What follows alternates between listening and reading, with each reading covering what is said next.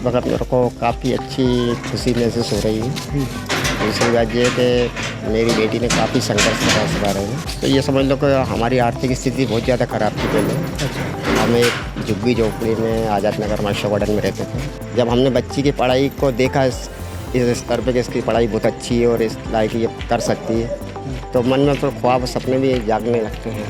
यहाँ तक यही कहूँगा कि भैया अगर कोई भी ऑटो रिक्शा चालक हो, चाहे सब्जी वाला हो, चाहे मजदूर आदमी हो, कभी भी बच्चों को पढ़ाई में पीछे मत रखना।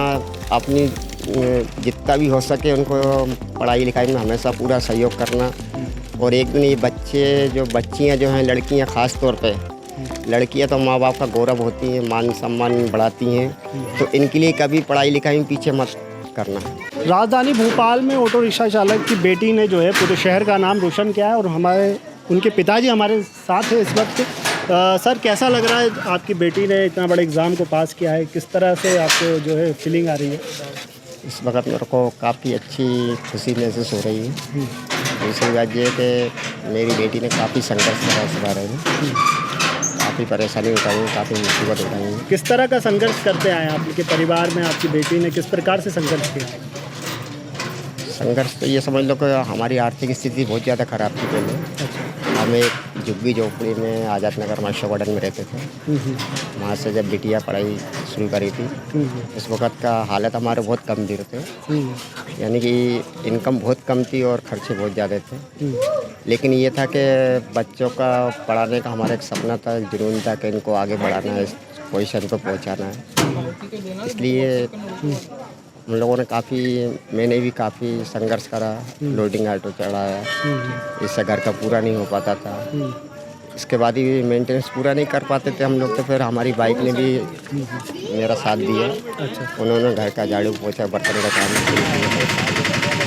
तो आपने कभी सपना या आपने सोचा या आपकी बेटी ने सोचा था IAS बनना है? किसने, मतलब आपने कभी ऐसा दिमाग में कभी ख्याल आया कि बेटी को IAS अधिकारी बनाना है? देखिए, ऐसा है कि आज के समय के हिसाब से तो हर माँ बाप का सपना होता है कि बच्चे आगे बढ़े और कुछ आगे तरक्की करें, कामयाबी करें। जब हमने बच्ची की पढ़ाई को देखा इस स्तर पे कि इसकी पढ़ाई बहुत अच्छी है और इस लायक ये कर सकती है, तो मन में तो ख्वाब सपने भी जागने लगते हैं। अच्छा। हाँ, फिर हमने सोच लिया। तो ये कब फील हुआ आपको कि आपकी बेटी IAS अधिकारी बन सकती है? जब पढ़ाई के दौरान, मतलब स्कूल ही होती है, फिर कॉलेज होता है, कब आपको लगा कि आपकी बेटी पढ़ाई में बहुत अच्छा कर रही है?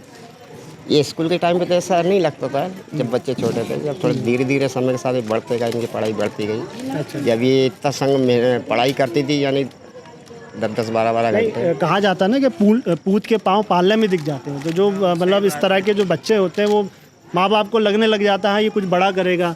कब आपको एहसास हुआ कि बच्ची जो है इस तरह का एग्ज़ाम पास कर सकती है?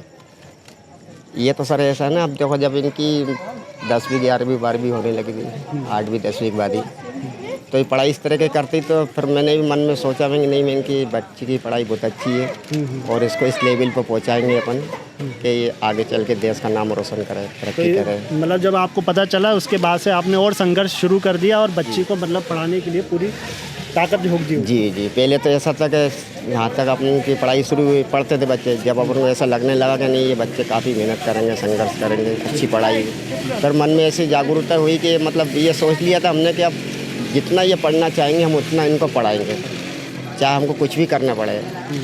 यानी हम लोगों को पैसे नहीं भी रिया करते थे, तो हम लोग है ना कहीं से भी कैसे करके ब्याज से पैसे लेके उधार लेके कुछ भी करके इनकी पढ़ाइयों में लगाते थे। तो आपके जैसे और भी लोग जो ऑटो चालक हैं, क्या संदेश देना चाहेंगे उन लोगों को? उनके जो बच्चे हैं, बच्चियाँ हैं, पढ़ाई कराएं, उनको किस मतलब अधिकारी बनाएं, क्या कहेंगे उनको, क्या संदेश देंगे? मैं तो यहाँ तक यही कहूँगा कि भैया अगर कोई भी ऑटो रिक्शा चालक हो, चाहे सब्जी वाला हो, चाहे मजदूर आदमी हो, कभी भी बच्चों को पढ़ाई में पीछे मत रखना।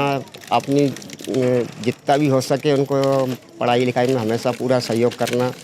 और एक दिन ये बच्चियाँ जो हैं, लड़कियाँ ख़ास तौर पे, लड़कियाँ तो माँ बाप का गौरव होती हैं, मान सम्मान बढ़ाती हैं, तो इनके लिए कभी पढ़ाई लिखाई में पीछे मत करना, है ना। जितना हो सके उतना आप पूरा दिल जान से, भले चाहे आप कुछ भी हो जाए, लेकिन पढ़ाई लिखाई में इनको पीछे मत रखना।